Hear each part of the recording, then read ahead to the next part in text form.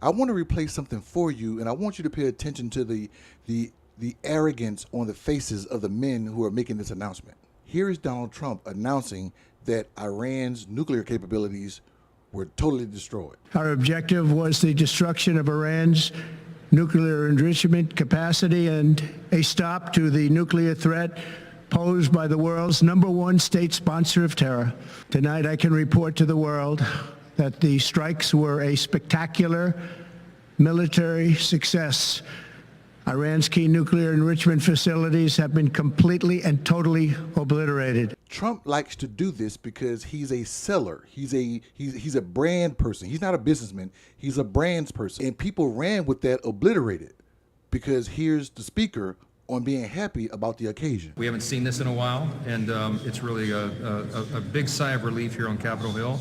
We certainly hope and pray and trust that Iran will end its nuclear enrichment program. They'll heed the calls of the rest of the world, and that we can have peace in the Middle East and peace in Israel. It's a really, really big day, historic. The speaker has a matter-of-fact arrogance about him, and that's where you get his speech pattern from.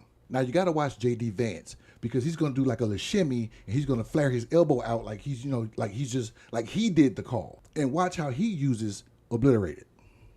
It has been fully agreed by and between Israel and Iran that there will be a complete and total ceasefire. Complete and total ceasefire is what he typed. Yep. What does that mean? How did it come about? What's the development here? Well, we were actually working on that just as I left the White House to come over here. So that's good news that the president was able to get that across the finish line. I think what it means, Brett, is quite simple. First of all, the president, without, knock on wood, having a single American casualty, obliterated the Iranian nuclear program. And you know we got to put Caroline Leavitt in there because her job is to try to get him up on the greatest president list. But none of them had the courage to actually do something about it, and President Trump did. I'm sorry, I got to show you one more of her lying, and then I'm going to put the truth right next to it. And nobody knows what it means to accomplish peace through strength better than President Trump. He is the one who came up with that motto and that foreign policy doctrine. Responsibility peculiar to our country, that we cannot shirk our responsibility as the leader of the free world because we're the only one that can do it. And therefore, the burden of maintaining the peace falls on us.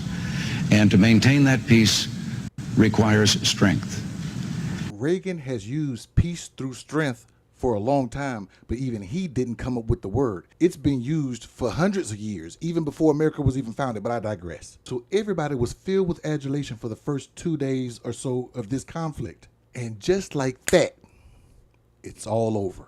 Keep in mind now that the Iran nuclear capabilities have been obliterated, and he has gotten peace between Israel and Iran. Israel and Iran agreed to a ceasefire overnight. Within hours, Israel accusing Iran of violating the agreement. Israel's Fire and Rescue Authority says this was the scene in the northern part of the country, part of an Israeli interceptor missile seen here. Iran denying the attack.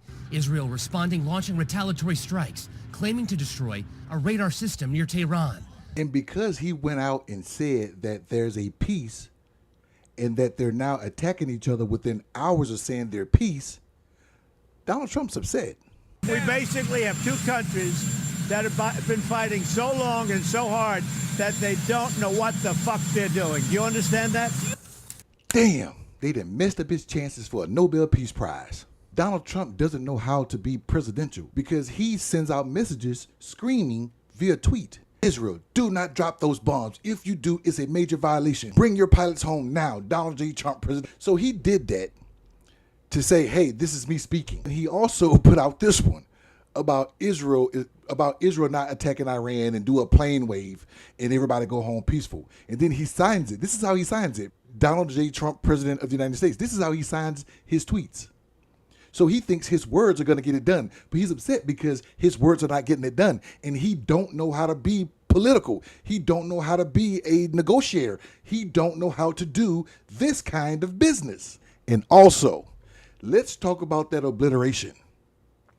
There was no obliteration. New York Times is reporting this, quote, a preliminary classified U.S. report says the American bombing of Iran's nuclear sites sealed off the entrances to 2 of the facilities, but did not collapse their underground buildings. The early findings conclude that the strikes over the weekend set back Iran's nuclear program by only a few months. And if you've been paying attention, you know that all the MAGA people have been saying that Trump has killed their nuclear program for over a couple of years. He only set it back a few months by sealing off the doors.